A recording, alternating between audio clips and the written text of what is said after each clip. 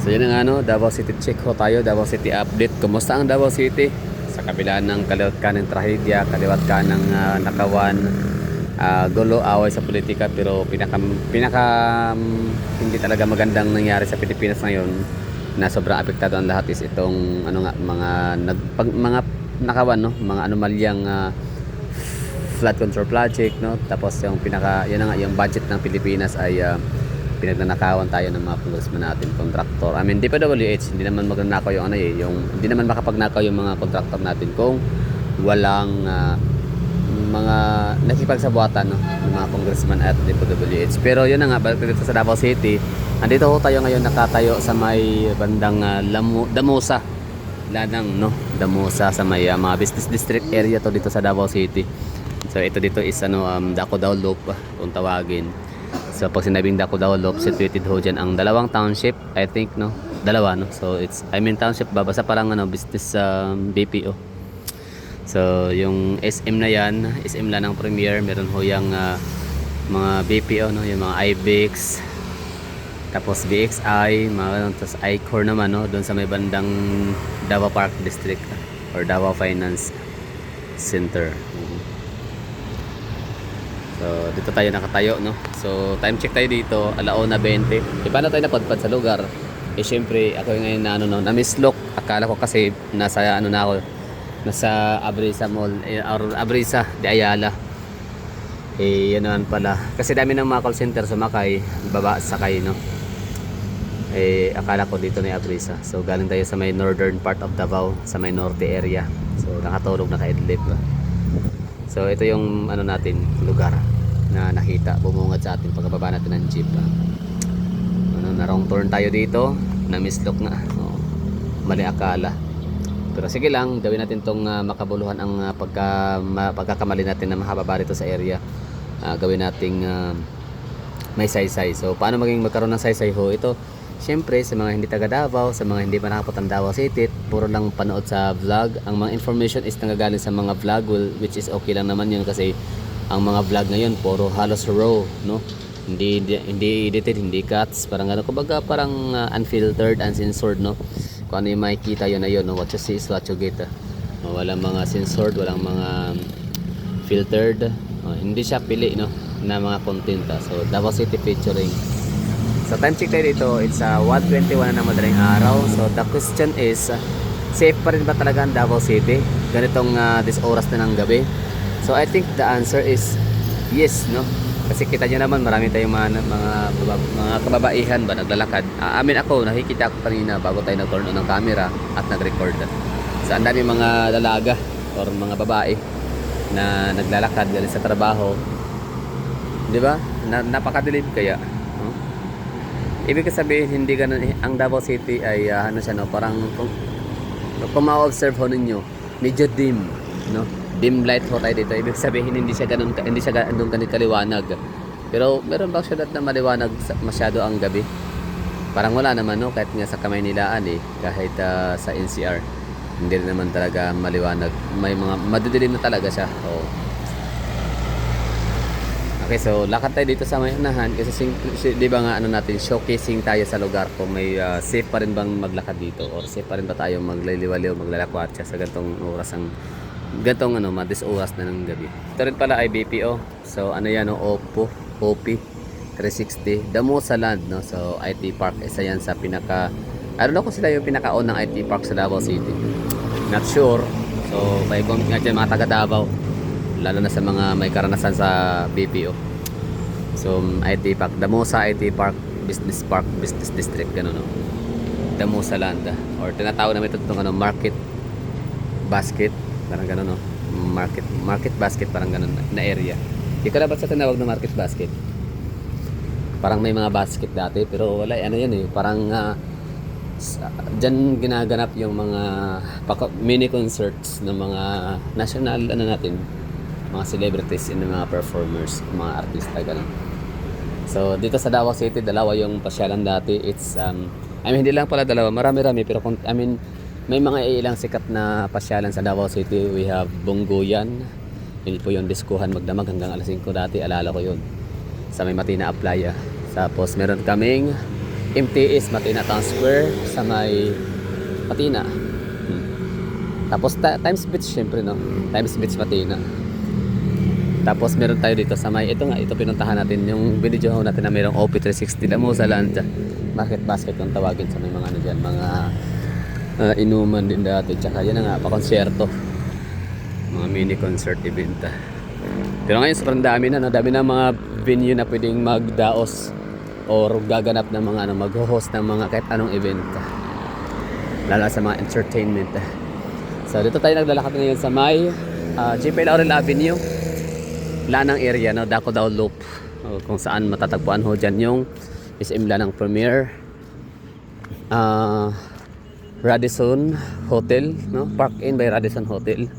Dyan matatagpuan yung Ivex, Acacia Mall, sorry, Acacia Hotel. Sa dyan rin matatagpuan yung Lanang Premier Doctors Hospital or LPDH. Tabi-tabi po, Langka, no? So dito sa Davao City, nakakatakot lang dito maglakad kasi baka may aswang. Sorry. Daga, palaka. Sensya na. So yun lang naman na nakakatakot sa Davao, Primo si Ma'am, di ba? So siya ay ano lang, nag-hike. May dalawa din doon sa unahan. Diba? So safe dito sa Davao, pwede kang maglakad kahit gantong oras, kahit madilim. So hindi ka makaramdam ng takot dito sa area. Tapos merong tulay dito, subukan natin umakyat nang makita natin yung view, no, na mas overlooking. May dalawang bystander ba tawag din sa kanila, pero nagti-TikTok yata.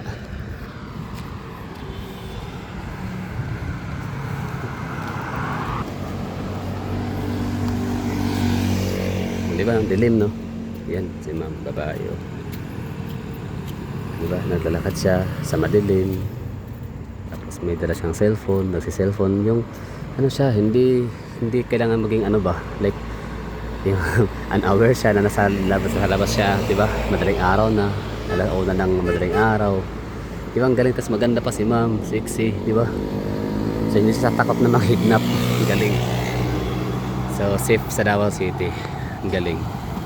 So na-maintain yung ano, yung peace and order dito. Palibasa kasi naging kultura ng mga taga Davao na maging ligtas. Naging kultura ng mga Davaoenyo na wag mangialam sa mga tao na naglalakad, no, hayaan lang. So parang wala na talaga sa kaisipan namin dito sa Davao City na mang hold up, mang snatch, mang kidnap, ganun. So galing. So, iba, no? Duterte talaga yan, eh, no? It's a Duterte effect. No, galit naman yung iba dyan kasi Duterte naman yung alangan naman kay Dilima, Trillanes, di ba? So, it's Duterte. It's Duterte legacy na kung ano man, gaano makagandat kasi Davao City. It's because of that family name.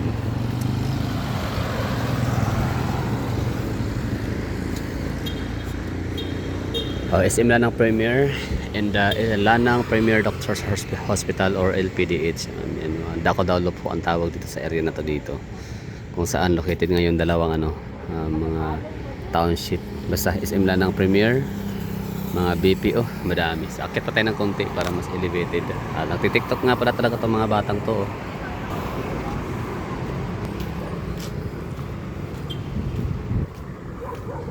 Diba? Ganda, no? Pag ganito yung syudad mo, nakatuwa, naka-proud, malinis na, safety pa, galing. Tapos yan, kumbaga komportable ka na umalis ng bansa, komportable ka na umalis ng Davao, na iiwanan mo dito, no, pansamantala ang iyong mga kamag-anakan, pamilya, knowing na safe ang lugar. So nakakatuwa, may eroplano pa, bonus.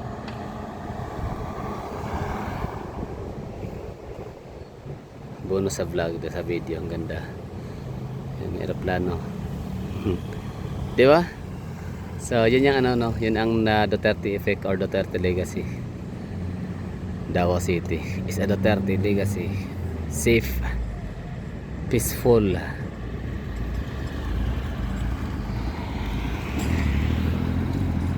So kung sino man kayo nakasakay dyan sa aeroplano na yan, no, welcome home, welcome aboard, or you're welcome sa Davao City. Enjoy and have fun, enjoy the vacation.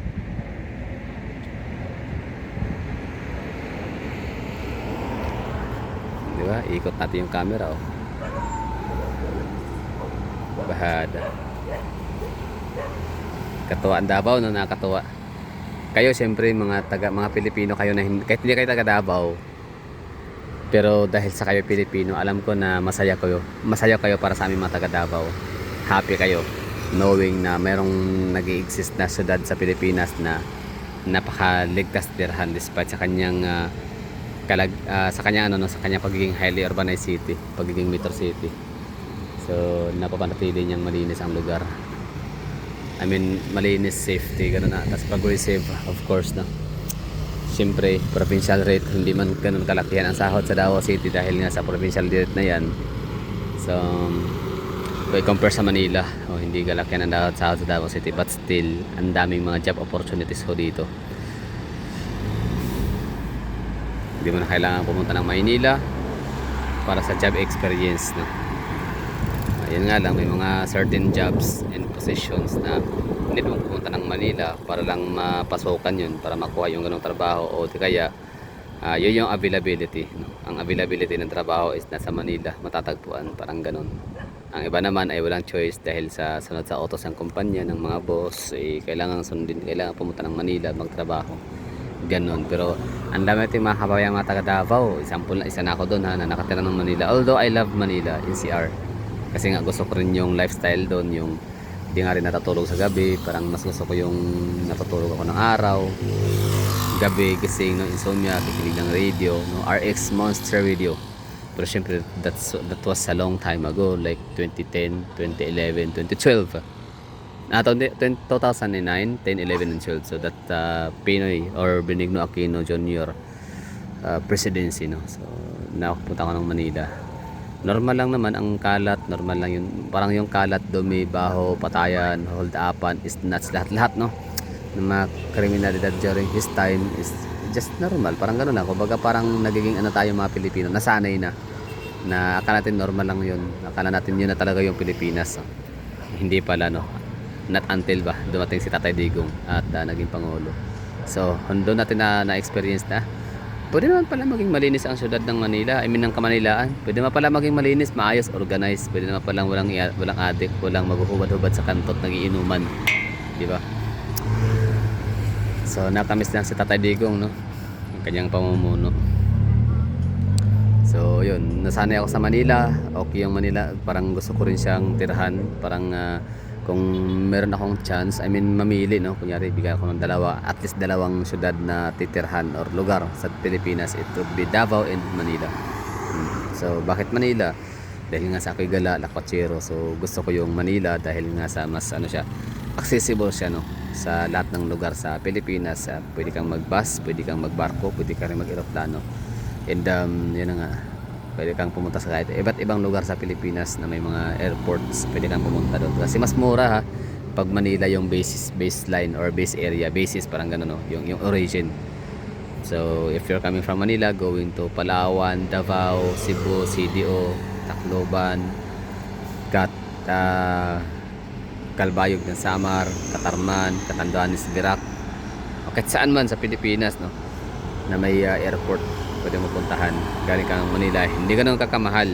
Iba talaga, unlike Davao to Cebu, Davao, no, mura na ang Davao to Cebu, no. Unlike Davao to Baguio, parang ganun basta. Wala namang flight in Davao to Baguio. Basta iba yung feeling, no, of security kapag ka nasa Manila ka. For example, maboboard ka. So, pwede kang sumakay ng aeroplano and go out of the comfort zone or sa Manila, sa ingay ng Manila, sa mega city of Manila or metropolitan or metropolis area of Niga Manila. Malinis, ako'y antok na, ha. So ganito ako mag-isip video lutang ng konti, walang masyadong content or substance yung pinagsasabi ko dito. Or kailan ba ako nagkaroon ng substance? Meron ba? Anyway, so yun lang. So antok na ako mga gala, so I have to say bye bye and ingat so kayo lahat dyan. Ang dami mga ganap, ha, in fairness sa politics natin ngayon. sa usaping politika, no. So si Justice si Crispin Remulla, si Boying Remulla, siya na yung ano, siya na yung inappoint as ombudsman. Wala, grabe, very obvious yung ginagawa ng ano natin pamahalaan, pero wala lang. Laban Japan pa rin tayo mga Pilipino, laban sa trabaho, negosyo. Kahit alam natin na kahit pa nasa atin ng tayo isa sa tayo sa pinakamayaman na negosyante sa Pilipinas, as long as ganyan ang mga ano natin, as long as ganyan ang ating pamahalaan, yung ating leader, yung ating panggobyerno, hindi rin tayo happy, hindi tayo satisfied sa ating yaman na meron tayo, di ba? Look at Chavit Singson, yaman na yan, no? Pag may-ari, matanda na siya, may edad na, halos lahat na ng ng pera sa basta napakadaming pera ni Chavit Singson, pero look at him, no? He's speaking against the government, kasi grabe yung hindi niya matanggap ba, hindi niya masikmura yung garapalang pagnanakaw ng natin, mga lingkod bayan pa naman sana. So that would be all. Thank you for watching. Ending natin lahat yan. God save the Philippines, please.